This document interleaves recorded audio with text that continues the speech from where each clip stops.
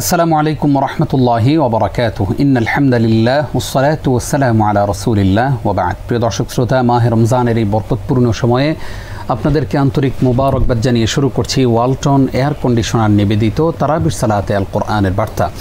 আজকে আমরা 25তম তারাবি পড়ব ইনশাআল্লাহ, এবং আজকে তিলাওয়াত হবে 28 নম্বর পারা। অনেক হাফেজগণের কাছে এই পারাটি অনেক কঠিন মনে হয়, কারণ ছোট ছোট আয়াত, অনেকগুলো সূরা। পুরো পারাতে আল্লাহ রাব্বুল আলামিন কী বলেছেন সেই বিষয় নিয়ে আলোচনা শুনবো ইনশাআল্লাহ। আলোচনা করবার জন্য স্টুডিওতে আমাদের আমন্ত্রণ গ্রহণ করে এসেছেন আসুন্নাহ ফাউন্ডেশনের সম্মানিত চেয়ারম্যান শেখ আহমদুল্লাহ। আসসালামু আলাইকুম রহমতুল্লাহি ওয়া বারাকাতুহু। ওয়ালাইকুম আসসালাম রহমতুল্লাহি ওয়া বারাকাতুহু। শেখ, আপনাকে স্বাগত জানাচ্ছি আমাদের আজকের এপিসোডে। আমরা শুরুতেই আপনার কাছে আজকের তারাবিতে কোন কোন ঘটনা রয়েছে তার মধ্যে উল্লেখযোগ্য কোনো ঘটনা যদি আমাদের সঙ্গে শেয়ার করতেন তা জানব। ধন্যবাদ আপনাকে। আজকের তারাবিতে আমরা একটি ঘটনা দেখতে পাচ্ছি জেহার সম্পর্কে। ওয়াল্লাযীনা ইযাহিরুনা মিন নিসাইহিম, এই আয়াত আজকে তেলাওয়াত হবে ইনশাআল্লাহ। এখানে জেহার সম্পর্কে একটি বিশেষ ঘটনা হয়েছে, সেদিকে ইঙ্গিত করা হয়েছে 18 নম্বর সূরা একেবারে প্রথম থেকে প্রথম 4 আয়াত। এখানে আওস ইবনে সামিত রাদিয়াল্লাহু তাআলা আনহু তিনি খাওলা রাদিয়াল্লাহু তাআলা আনহাকে বিয়ে করেছিলেন, এবং কোন একটা পর্যায়ে স্বামী তার স্ত্রীকে বলেছেন তুমি আমার মায়ের পিঠের মতো। এটাকে জেহার বলা হয় ইসলামী ফিকহের পরিভাষায়। কোনো স্বামী যদি তার স্ত্রীকে বলেন তুমি আমার মতো, আমার মায়ের মতো হারাম, আমার বোনের মতো হারাম, অনেক সময় রাগের সময় এ ধরনের কথা বলেন অনেকে, তো এটাকে জেহার বলা হয় ইসলামী শরিয়ার পরিভাষায়। এই জেহারের বিধান বর্ণিত হয়েছে, অর্থাৎ এই জেহারটা তালাক হিসাবে গণ্য হয় না। কেউ যদি এটাকে তালাক হিসাবে গণ্য করেন বা তালাক হিসাবে তালাক মনে করে করেন, ওই নিয়তে বলেন, তাহলে ভিন্ন কথা। তা না হলে এই বিষয়টি জেহার হিসাবে গণ্য হবে, এবং এইটার ফলশ্রুতিতে স্বামী স্ত্রীর মধ্যে বিচ্ছেদ ঘটবে না। তো সে বিষয়ে বিধান যেমন নাজিল হয়েছে, ঠিক একইভাবে এই ঘটনাটাও এখানে বর্ণিত হয়েছে। জেহারের বিধিবিধান, জেহার করলে তাকে তার কাফারা কি দিতে হবে না হবে সে বিষয়ে আলোকপাত করা হয়েছে। আর আরেকটি ঘটনা আজকে বর্ণিত হয়েছে পরে সূরা 59 নম্বর সূরার 1 থেকে 20 নম্বর সূরা হাসর, যেটাকে আমরা বলি সূরা হাসর। এটার প্রথম 20টি আয়াতে। সূরা হাসরের অবশ্য শেষ 3টি আয়াতও আজকে তেলাওয়াত করা হবে ইনশাআল্লাহ 7 নম্বর রাকাত, শেষের দিকে 7 নম্বর রাকাতে। তো 7 নম্বর রাকাতের এই যে সূরা হাসরের শেষ 3টি আয়াত, সেটি আজকে পাঠ করা হবে ইনশাআল্লাহ। আল্লাহুল্লাযী লা ইলাহা ইল্লাহু আলিমুল গায়বি ওয়াশ শাহাদাতি শেষ পর্যন্ত। তো সেখানে সূরা হাসরের শেষ 3 আয়াতে অবশ্য আল্লাহ তাআলার যে অনেকগুলো গুণবাচক নাম সেগুলো রয়েছে, সেজন্য এই 3টি আয়াতের বিশেষ ফজিলত বিভিন্ন হাদিসে উঠে এসেছে। সকাল সন্ধ্যা পাঠ করার পর একটা হাদিস রয়েছে, সেই হাদিসের শুদ্ধতা নিয়ে অবশ্য আলাপ আছে, অনেকে আপত্তি তুলেছেন, আবার অনেকে সেটাকে শুদ্ধ বলেছেন। তো বাকি এটা ঠিক যে সূরা হাসরের শেষ 3 আয়াত গুরুত্বপূর্ণ, তাৎপর্যপূর্ণ, আল্লাহ তাআলার বিভিন্ন গুণবাচক নাম দিয়ে পরিপূর্ণ। আর সূরা হাসরের 1 থেকে 20 নম্বর আয়াতে মূলত যে ঘটনার প্রতি ইঙ্গিত করা হয়েছে সেটা হলো, আমরা জানি যে নবী করিম সাল্লাল্লাহু আলাইহি ওয়াসাল্লাম মক্কা থেকে হিজরত করে যখন মদিনায় আসলেন, মদিনায় ইহুদি সহ অন্যান্য যে বিভিন্ন বিশ্বাসের মানুষজন বসবাস করতেন, তাদের সবাইকে নিয়ে তিনি একটা ঐতিহাসিক মদিনা সনদ চুক্তি করেছিলেন। পৃথিবীর ইতিহাসে বিভিন্ন জাতিগোষ্ঠীর মধ্যে পারস্পরিক লিখিত চুক্তির প্রথম দৃষ্টান্ত এটি নবী সাল্লাল্লাহু আলাইহি ওয়াসাল্লাম করেছেন। সেখানে সবাইয়ের নিরাপত্তা এবং অ্যাবসোলিউট জাস্টিস বা একেবারে নিরঙ্কুশ ন্যায় বিচার এবং অর্থনীতি মুক্তি ইত্যাদির পরিপূর্ণ রোডম্যাপ দেওয়া ছিল। কিন্তু যেই ইহুদিদের সাথে চুক্তি করা হয়েছিল, সেই ইহুদিরাই একটা সময় চুক্তি ভঙ্গ করে। যখন চুক্তি ভঙ্গ করে তখন তাদের নিরাপত্তাও তুলে নেওয়া হয় এবং তারা মদিনা থেকে নির্বাসিত হতে বাধ্য হয়। সূরা হাসরে সে বিষয়ে আলোকপাত করা হয়েছে, কীভাবে তারা নির্বাসিত হয়েছে, কীভাবে তাদের ঘরবাড়িগুলোকে ভেঙে, তাদের জিনিসপত্র ভেঙে তারা সেখান থেকে নিয়ে মদিনা থেকে বাইর হয়ে তারা চলে যেতে হয়েছে। সে বিষয়ে আল্লাহ তাআলা আলোকপাত করেছেন। খায়বারে গিয়ে তারা সেখানে দুর্গ গড়েছিল এবং সেখানে তারা অবস্থান নিয়েছে। ওখানে বসে আবার তারা পরবর্তীতে যখন মুসলমানদের বিরুদ্ধে শয়তানিতে লিপ্ত হয়েছে, পরবর্তীতে সেখান থেকেও তাদেরকে বিতাড়ন করা হয়েছে তাদের কৃতকর্মের কারণে। তো সেই ঘটনা রয়েছে।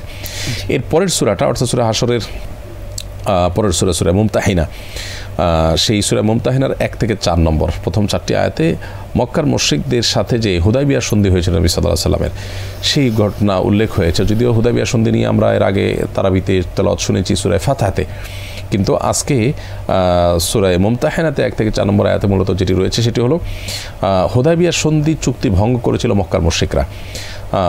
যখন কয়েক বছর যুদ্ধ হবে না, পরস্পরের কাজ করবে, বিভিন্ন চুক্তি হয়েছিল। এই চুক্তিটা মুসলমানরা কিন্তু অক্ষরে অক্ষরে মেনেছে, মুসলমানদের বিরুদ্ধে যাওয়া চুক্তিগুলো মুসলমানরা মেনেছে।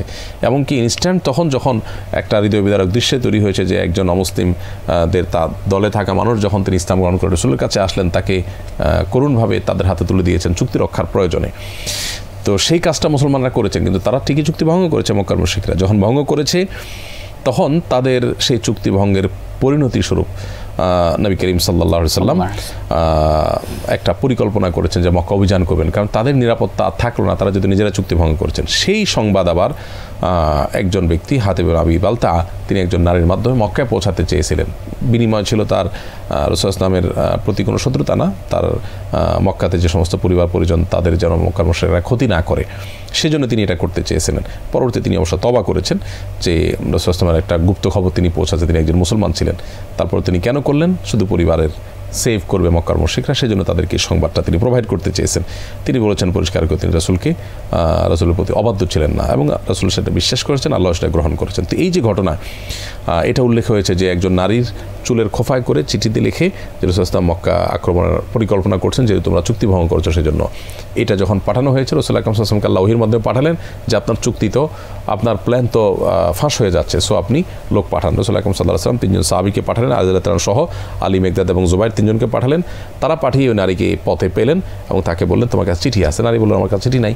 তখন সাহাবীরা বললেন আল্লাহ রাসূল বলেছেন আছে, সো তোমার কাছে আছে, তুমি যদি দাও দিবা, আর না দিলে আমরা কিন্তু তোমার বডি চেক করতে বাধ্য হবো। তখন সে চুলের খোপা থেকে চিঠি বের করে দেয়। তো এইভাবে সেই যে সংবাদ ফাঁস করার ব্যাপারটা সেটাও নস্যাৎ হয়ে যায়, এবং নবী সাল্লাল্লাহু আলাইহি ওয়াসাল্লাম পরবর্তীতে মক্কা অভিযান চালান। তো এই ঘটনা বর্ণিত হয়েছে। 66 নম্বর সূরাতেও একইভাবে আপনার আরেকটি ঘটনা নবী করিম সাল্লাল্লাহু আলাইহি ওয়াসাল্লামের ব্যক্তিগত জীবনের ঘটেছে। 66 নম্বর সূরা অর্থাৎ সূরা তালাকের মধ্যে 1 থেকে 5 নম্বর আয়াতে আল্লাহ তাআলা একটি ঘটনা ইঙ্গিত করেছেন যে নবী করিম সাল্লাল্লাহু আলাইহি ওয়াসাল্লামের একাধিক স্ত্রী ছিল, আমরা জানি। সেখানে এক স্ত্রীর কাছে যাওয়ার পর তিনি তাকে মধু পান করিয়েছেন। অন্য স্ত্রীর বাসায় যাওয়ার পর সেই স্ত্রী সতীনের প্রতি যে একটা মানুষের সহজাত কম্পিটিশন থাকে, সে মানসিকতা থেকে বললেন যে আপনি কি খেয়েছেন, তার মুখ থেকে তো মাকাল ফলের মতো গন্ধ আসছে। হতে পারে কারোর কাছে কোনো মধু ভালো লাগে না, অথবা রাসূল সাল্লাল্লাহু আলাইহি ওয়াসাল্লাম আরেক ঘরে খেয়েছেন, এটা তার কাছে ভালো লাগেনি, সে জায়গা থেকে তখন রাসূল সাল্লাল্লাহু আলাইহি ওয়াসাল্লাম স্ত্রীকে খুশি করার জন্য বলছেন না আমি আর কোনোদিন এটা খাবো না। তখন আল্লাহ তাআলা আয়াত নাযিল করলেন লিমা তুহাররিমু মা আহাল্লাল্লাহু লাক তাবতাগি মারদাত আজওয়াজিক, হে রাসূল আপনার নিজের প্রতি আপনি যে কেন সেই জিনিসটাকে হারাম করেন যেটা আপনার জন্য হালাল করেছেন, মধুকে হালাল করেছেন, আপনি কেন হারাম করছেন? স্ত্রীকে খুশি করার জন্য। তাহলে স্ত্রীকে খুশি করা ভালো, কিন্তু সেটা করতে গিয়ে হারামকে হালাল করা যাবে না। যদিও এটা রাসূল আকরাম সাল্লাল্লাহু আলাইহি ওয়াসাল্লামের জন্য আল্লাহর পক্ষ থেকে ওই যে হাসানাতুল আবরার সাইয়্যাতুল মুকাররাবিন, আরবিতে একটা প্রবাদ আছে যে প্রিয়দের ছোটোখাটো কোনো ইস্যুও এটা কারেকশনেবল হয়, সেই জায়গা থেকে আল্লাহ তাআলা তাকে কারেকশন দিয়েছেন। তো এই হলো মোটামুটি অনেকগুলো ঘটনা। আমরা অনেকগুলো ঘটনা জানলাম। এবার জানতে চাই একটা ফজিলত সম্পর্কে, যেহেতু আজকে সূরা হাসর তেলাওয়াত হবে, সূরা হাসরের শেষ 3 আয়াতের কোনো বিশেষ ফজিলত আছে কিনা? আমরা বলে ফেলেছি এটা শুরুর দিকেই যে সূরা হাসরের শেষ 3 আয়াত, এটা আসলে অনেক হাদিস এ সম্পর্কে রয়েছে। যদি সকাল সন্ধ্যায় কেউ এটি পাঠ করে 70,000 ফেরেশতা তার জন্য দোয়া করবে। এই হাদিসের সনদ নিয়ে কিছুটা আপত্তি আছে, অনেক মুহাদ্দিসগণ আপত্তি করেছেন, আবার কেউ এটাকে সহিহ বলেছেন। তবে এটা ঠিক যে 3 আয়াতে আল্লাহ তাআলার গুণবাচক নাম আছে অনেকগুলো, অতএব এটার আলাদা তাৎপর্য আছে, সন্দেহাতীতভাবে এটার আলাদা গুরুত্ব আছে। জি শেখ, এবার আদেশ নিষেধ, যেহেতু আজকে অনেকগুলো সূরা তেলাওয়াত হচ্ছে, প্রায় 8টার মতো সূরা তেলাওয়াত হবে আজকে, তো আজকে নিশ্চয়ই অনেক বেশি আদেশ নিষেধ রয়েছে। সেই আদেশ নিষেধের কিছু যদি আমাদের সঙ্গে শেয়ার করতেন। আমি আদেশের সাথে আসছি ইনশাআল্লাহ। এর আগে আমার মনে হচ্ছে একটু গুরুত্বপূর্ণ আসলে ঈমান আকীদা সম্পর্কিত 2টি পয়েন্ট খুবই গুরুত্বপূর্ণ উঠে আসছে আজকে।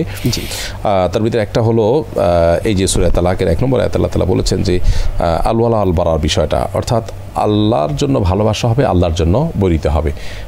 অর্থাৎ কাউকে ভালোবাসবো সেটা আল্লাহর খাতিরে, আবার কাউকে ঘৃণা বা অপছন্দ হবে সেটা আল্লাহর খাতিরে হবে। এটা ঈমানের গুরুত্বপূর্ণ পাঠ। আমরা আজকাল এই ব্যাপারে বেশ দেউলিয়াপনার এবং উদাসীনতার পরিচয় দিই। আমরা উদার হতে গিয়ে ঈমানের পর উদাসীন হয়ে যাই। আমি যাকেই ভালোবাসবো, কেন ভালোবাসবো? তিনি আল্লাহর অনুসারী, আল্লাহর কথা শুনেন, আল্লাহর জন্য।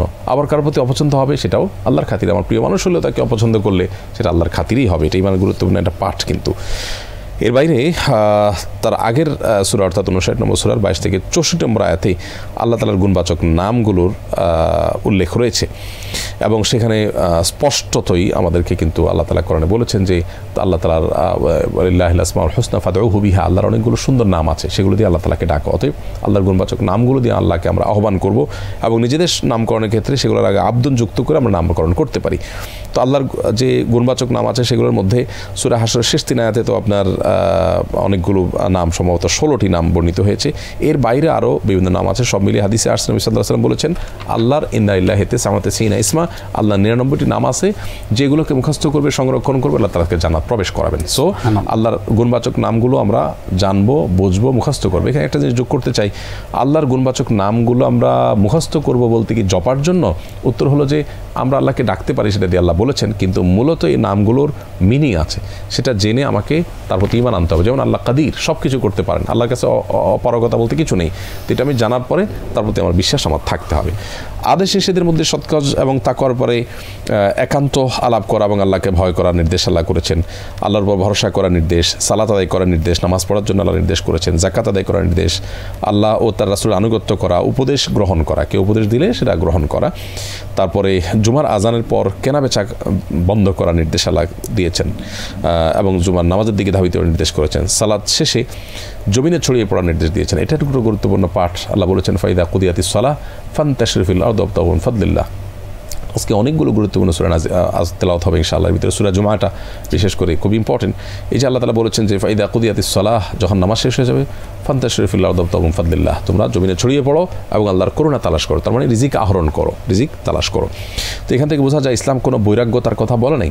অন্য আয়াতে কিন্তু আল্লাহ বলেছেন লা রহবানিয়াতিন ইবতাদাউহা, রহমানিয়াতান ইবতাদাউহা, খ্রিস্টানরা তারা বৈরাগ্যটা আবিষ্কার করেছে। আল্লাহ তাআলা তাদেরকে মা কাতাবাল্লাহু লাহুম, আল্লাহ তাআলা তাদের জন্য এটা ফরজ করেননি। নবী সাল্লাল্লাহু আলাইহি ওয়াসাল্লাম বলেছেন লা রহবানিয়াতা ফিল ইসলাম, ইসলামে কোনো বৈরাগ্যতা না, ইসলাম এমন একটা জীবন ধর্ম যেটা বাস্তবমুখী। এখানে আপনাকে সংসার করতে বলা হয়েছে, উপার্জন করতে। নামাজের শেষে আল্লাহ বলেছেন বের হয়ে যাও, তুমি উপার্জন করো, তুমি মসজিদে বসে জিকির করবে, আল্লাহ তোমাকে রিজিক দিয়ে দিবে, এটা ইসলাম নয়। সো তোমাকে উপার্জন করতে হবে, সেই শিক্ষাটা এখানে রয়েছে। অধিক পরিমাণে আল্লাহ স্মরণ করতে বলা হয়েছে। কোরআনে একটা জিনিসই অধিক পরিমাণে করতে বলা হয়েছে, এটা হচ্ছে আল্লাহ স্মরণ, বেশি বেশি করে আল্লাহ স্মরণ। এটা আমাদের প্রশান্ত করবে সব দিক থেকে। আল্লাহর দেওয়া রিজিক থেকে ব্যয় করার নির্দেশ, আল্লাহর রাসূল আনুগত্য করার নির্দেশ, আল্লাহ এবং রাসূল আনুগত্য করার নির্দেশ, নিজেকে এবং নিজের পরিবারকে জাহান্নামের আগুন থেকে রক্ষা করার নির্দেশ, কু আনফুসাকুম ওয়া আহলিকুম নারা, তোমরা নিজেদেরকে নিজের পরিবারকে জাহান্নাম থেকে বাঁচাও। কাফির এবং মুনাফিকদের বিরুদ্ধে জিহাদ করতে নির্দেশ করা হয়েছে। নাফরমানকারীদের ব্যাপারে কানাঘুষা করতে নিষেধ করা হয়েছে, তাদের মতো হতে নিষেধ করা হয়েছে যারা আল্লাহকে ভুলে যায়, এবং কাফিরদের বন্ধু এবং অভিভাবক রূপে গ্রহণ করতে নিষেধ করা হয়েছে। মুমিনদের কাফেরের হাতে তুলে দিতে নিষেধ করা হয়েছে।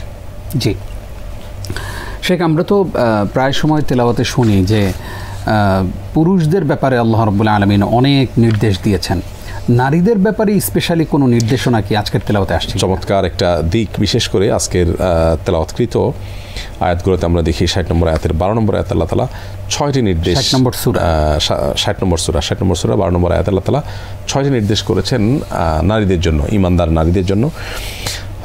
মূলত যারা হিজরত করে এসেছেন নবী সাল্লাল্লাহু আলাইহি সাল্লামের কাছে, যারা বায়াত গ্রহণ করেছেন, বায়াত সাধারণত হাতে হাত রেখে শপথ করার নাম, কিন্তু নারীরা যেহেতু তাদের পুরুষদের জন্য হাতে হাত ধরে বায়াত করার নির্দেশ আল্লাহ তাআলা দেননি, যার কারণে তারা মুখে শুধুমাত্র বায়াত গ্রহণ করবেন। নবী সাল্লাল্লাহু আলাইহি ওয়াসাল্লামের কাছে যারা হিজরত করে এসেছেন সে সমস্ত নারীরা অনেকে বায়াত নিয়েছেন, শপথ নিয়েছেন। কী মর্মে শপথ নিয়েছেন? আল্লাহ বলেছেন 1 নম্বর হলো তারা শিরক করবে না, 2 নম্বর হলো চুরি করবে না, 3 নম্বর হলো ব্যভিচার করবে না, 4 নম্বর হলো সন্তান হত্যা করবে না। জাহেলি যুগে যে কন্যা সন্তান হত্যা করা হতো, ভ্রূণ হত্যা করা হতো, সেটা যেন করা না হয়। আর 5 নম্বর হলো মিথ্যা অপবাদ না দেওয়া কাউকে।